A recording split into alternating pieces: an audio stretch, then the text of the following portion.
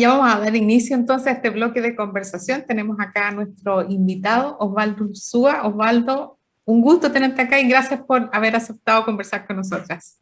No, gracias a ustedes por la invitación y disculpen lo esquivo que fue en darles una fecha. Lo logramos, dijimos por ahí. Sí, me traté de escapar, pero yo sé que ustedes son bien insistentes, ¿ya?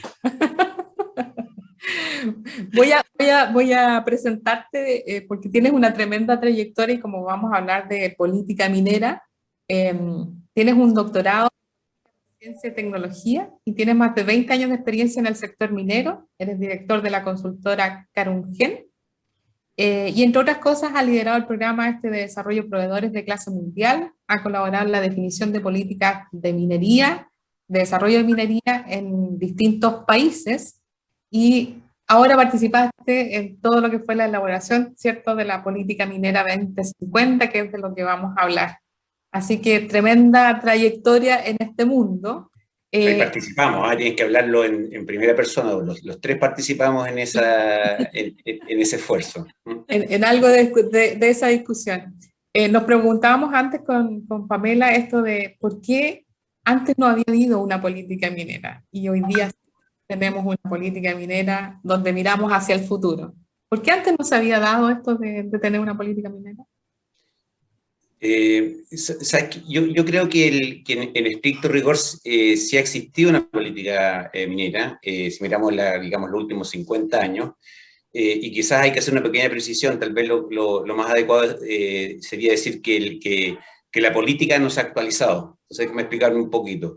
Si nos paramos los últimos 50 años, ustedes son muy chiquititas, así que no se acuerdan, pero sí, yo sí me acuerdo. Por ejemplo, en los 70, la creación de Codelco da cuenta de una política y muy concreta y que fue muy importante, y sin esa política probablemente lo que vino después es inimaginable. La creación de capacidades, el reforzamiento de las capacidades de ingeniería a nivel local que se establecieron a partir de esa política fueron bien relevantes.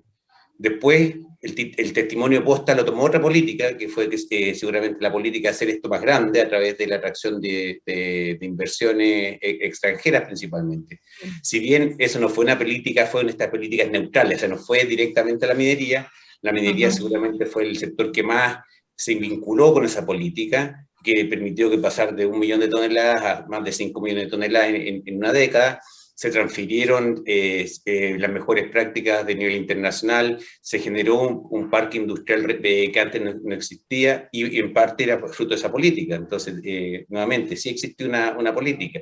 Y cuando esa política de alguna forma como que ya está cumpliendo su ciclo y había que ponerle un tercer piso, digamos, a esta especie de postas de sucesivos elementos de la política, creo que eso es lo que no ha sucedido. Sí, creo que lo más probable es que la política que resultó, digamos, de la época de los 70, de la de los 90, ya al comienzo de la década anterior, de la primera década del presente siglo, ya era claro que se necesitaba la siguiente política que de alguna forma complementara los 2 pisos anteriores que se habían construido, y esa es la política que hoy día yo diría que está trunca y que se estaría abordando con el esfuerzo que Tengo entendido que la política misma, el contenido de la política se va a hacer público la próxima semana. Se hizo el anuncio esta semana, pero el documento con los detalles, tengo entendido que se va a ver en la próxima semana, haciéndose cargo de este eventual rezago al cual hago referencia.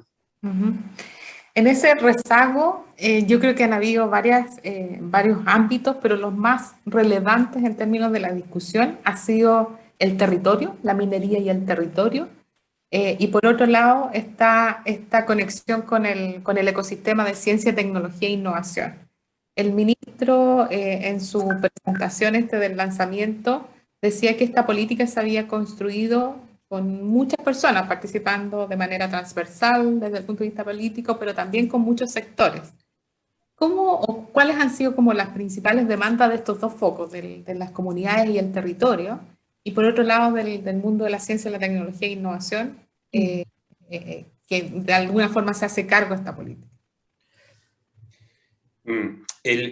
O sea, hay un tema que quería mencionar anteriormente que tenía que ver con la primera pregunta. Es decir, bueno, la pregunta como lógica que hay asociado a esta secuencia política, la de 70, 90 y después una especie de pausa, y hoy día estaríamos tratando de ponernos al día.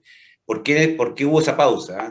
Y yo creo que importante es el punto respecto a que lo más probable es que, dado que el boom de las materias primas nos pilló al comienzo de la década, de alguna forma esa como que nos dejó sedados a todos. Entonces como que tiramos la pelota para adelante producto de la abundancia que generaba el tema del tremendo precio que tenían en las materias primas y en particular el cobre. Y no sucedió solamente en Chile, esto sucedió en todas partes del mundo. Si tú vas a ver la experiencia australiana, la canadiense, es un poco lo mismo. Lo vemos con los indicadores, por ejemplo, de productividad, que de alguna forma se descuidaron en esa época, que es como el indicador clásico que se utiliza, y creo que ese debería ser uno de los aprendizajes a tomar para que no nos vuelva a suceder, que cuando haya que actualizar las políticas, no miremos solamente los márgenes que están asociados eventualmente producto de variables que uno no controla, y ser consciente que las políticas van quedando obsoletas y hay que ir actualizándolas. Yendo a tu pregunta, y mirando estos dos ámbitos, y esto ya es una opinión más personal, no sé cómo está recogido exactamente en la política, porque como te decía, va a estar la próxima semana, vamos a conocer el documento en detalle. Yo creo que en el caso de las comunidades hay como tres elementos que aparecen de forma recurrente está primero el tema ambiental. Las comunidades están demandando una minería sin huella, desde todos puntos de vista, sin huella ambiental, sin relaves, sin impacto en las fuentes de agua, sin polvo, sin pasivos. O sea, está el tema ambiental como una demanda que ha estado presente desde siempre y que hoy día es mucho más visible. Después están los elementos de los beneficios que se generan producto de participar del proceso minero, que es también una demanda que siempre ha estado presente, pero hoy día está mucho más vinculado con las reivindicaciones de los territorios, que tiene que ver con el tema de empleo y las compras locales, tanto desde el punto de vista del empleo y compras locales de las propias compañías mineras como de su cadena de abastecimiento, de los proveedores. Y el tercer elemento que está presente es esta discusión respecto a una suerte como de distribución más justa de la renta, de la recaudación de la minería, de que efectivamente, que sean los impuestos generales o específicos, el porcentaje que sea reinvertido en la región tenga un mejor equilibrio entre, digamos, el centro y la región, que es la otra demanda que está presente recurrentemente en las conversaciones y en las demandas desde las regiones y desde las comunidades en las regiones. Respecto a este último punto, yo creo que es un tema, hay que mirarlo con mucho, y me parece súper legítimo, y que es un tema que hay que abordar, pero es una ecuación que es difícil, o que hay que tener mucho cuidado en resolverla, para evitar generar una suerte de forma de redistribución de las rentas que termine en generando conductas, lo que se llaman rentistas pasivas, que en el fondo a través de una suerte de transferencia de recursos a regiones, se disminuye un poco el impulso de construcción de capacidades, en particular capacidades productivas, tecnológicas y científicas en regiones, lo que en el largo plazo sí podría traer algún tipo de daño para la prosperidad de la región. Entonces ese último componente me parece que es el más complejo de abordar por lo que les menciono. En el caso de los temas de ciencia, tecnología e innovación, los temas que yo destacaría ahí son que primero creo que es importante para que exista una suerte como de arquitectura que te permita tener una agenda de estos temas, tomar de manera más profunda estas agendas de innovación en base a grandes misiones.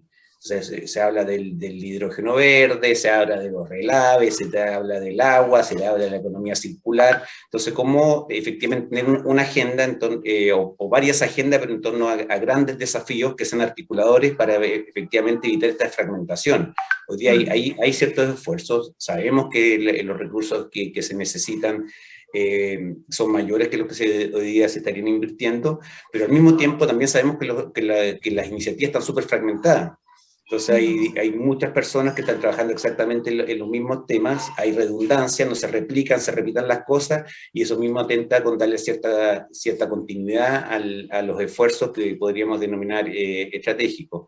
Entonces, un tema importantísimo para tener un esfuerzo de ciencia, tecnología e innovación que sea un factor que afecte el desempeño del sistema productivo es tener creo yo, estas misiones asociadas a grandes temáticas, que son algunas de las que mencioné.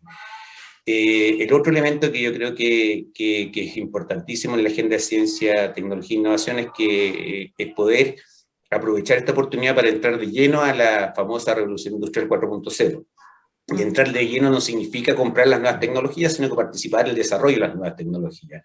E ir más allá del tema netamente digital. O sea, generalmente cuando se habla de la revolución industrial 4.0, como que se hace mucha referencia a todo lo digital, a la robótica, a la automatización, a las operaciones remotas, que es una componente muy importante, pero no es la única. Yo creo que hay dos componentes más al menos que hay que mirar con igual atención, que es toda la componente asociada a las tecnologías, digamos, de menor impacto, que van desde las energías renovables no convencionales hasta otro tipo de tecnología asociada a disminuir las emisiones de gases de efecto invernadero, y las tecnologías asociadas al sistema de producción circulares, ¿no? Entonces creo que son tres revoluciones que de alguna forma están vinculadas estrechamente, que están en pleno despliegue. Esto no es el futuro, esto está sucediendo, o sea, aquí van a llegar sí o sí, no hay una cosa que esa micro no la vayamos a tomar. El tema si lo tomamos de manera oportuna para poder participar de forma de tener algún liderazgo en alguna de ellas, ¿eh? Yo creo que es el segundo elemento de la agenda de ciencia, tecnología e innovación.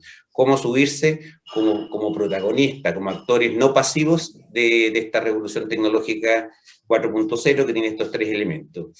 Y el tercer componente de esta agenda yo creo que tiene que ver con completar las capacidades que se necesitan para poder tener completo el ciclo de la innovación. Si vamos a esta distinción de los TRL, desde el TRL1 al TRL9, algunos usan hasta el 8, pero al 9, y miramos qué sabemos hacer como economía, vemos que hay como brechas. Entonces hay gente en el 1, hay gente en el 2, y de repente hay un espacio, y después nuevamente empiezan a haber gente en el 6, 7 y 8. Entonces esas capacidades intermedias de ingeniería, de escalamiento, de diseño, de alguna forma impiden que el conocimiento se transforme en un factor de producción. Y eso es yo creo que un tema estructural que tenemos que resolver efectivamente para que a nuestra minería se le agregue el piso del conocimiento como un factor de competitividad, y creo que ese sería como al menos un tercer componente de la agenda de ciencia, tecnología e innovación. Y en estos dos ámbitos, saliendo esta política desde el lado minero, de ahí te dejo la palabra, Pame, saliendo desde el Ministerio de Minería, esta política se tiene que articular tanto con el Ministerio de Ciencia, Tecnología e Innovación, conocimiento, y también se tiene que alinear o trabajar de la mano con todo lo que tiene que ver con el Ministerio de Medio Ambiente. Entonces, ¿cómo se articula esto dentro del aparataje público para que esto sea coherente y persista en el tiempo? Que ese es como los grandes desafíos de esta política de largo plazo.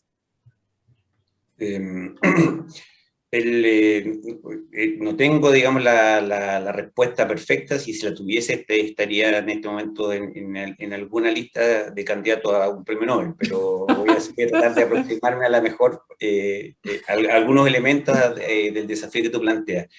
Yo creo que que estas políticas efectivamente requieren una especie como de organización media matricial, que no es solamente minera, porque también va a afectar temas de obras públicas, de medio ambiente, de ordenamiento territorial, entre otros. Creo que efectivamente tener estos grandes desafíos son elementos articuladores. Entonces, cuando, por ejemplo, tú hablas del tema del desafío del agua, el desafío del agua sin un ordenamiento territorial y una gestión integrada de cuencas se hace requete contra difícil. Ahora, decirle que ese es un tema del Ministerio de Minería también me parece un exceso, pero que el Ministerio de Minería no participe en esa conversación parece también un despropósito. Entonces, yo creo que se necesita hay elementos que son propiamente mineros, que van a ser, que de alguna forma el director de orquesta debería ser el Ministerio de Minería y debería ser responsable, ¿sí? Como dicen los gringos, accountable por generar las soluciones asociadas a eso, por ejemplo, el tema de relaves, y los otros ministerios deberían concurrir a efectivamente tener una visión más integrada a nivel de Estado. Y hay otros temas que probablemente el que lidere la solución sea otro ministerio, como por ejemplo los temas que estamos hablando, el tema de agua, el tema de puertos podría ser otro tema, en donde el Ministerio de Minería sería parte digamos, de los actores que tienen que participar en generar una solución más integral. Se habla muchas veces de esta suerte como de plataforma público-privada para generar un governance que te permita tener estas dos cosas, esta doble mirada matricial desde los organismos del Poder Ejecutivo. Me encantaría que también fuera parte de la discusión del Poder Legislativo, porque muchas de estas cosas van a necesitar de regulaciones nuevas. Y en ese sentido el esfuerzo que se está impulsando en el Senado a través de este grupo de minería verde, impulsado por la Comisión de Futuro y por la Comisión de Minería del Senado, da cuenta que podrían también participar en ese proceso, junto con otros actores representativos de la industria, de los trabajadores, de los proveedores, de las universidades, podrían generar una suerte como de governance que te permite hacer esta especie de articulación más coherente y de largo plazo. Pero como elemento, yo creo que articulador, repitiendo lo que te decía inicialmente, es tener este desafío. Es como lo que algunas veces hemos conversado con ustedes en otras reuniones, estos desafíos tipo el llegar a la luna, son desafíos tan grandes y tan complejos, pero tan claros al mismo tiempo que te permita ordenar las agendas.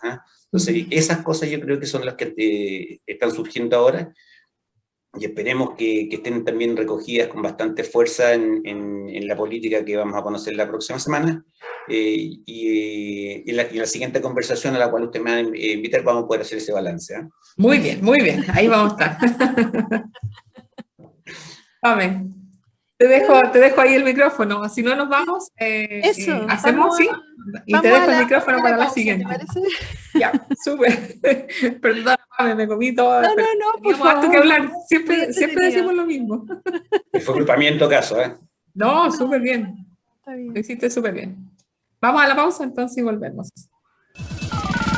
No te quedes fuera. Conversaciones de educación, aprendizaje y tecnología. Cada lunes y miércoles a las 15 horas con Nicolás Soto en Tareas de Tecnología. Somos divoxradio.com.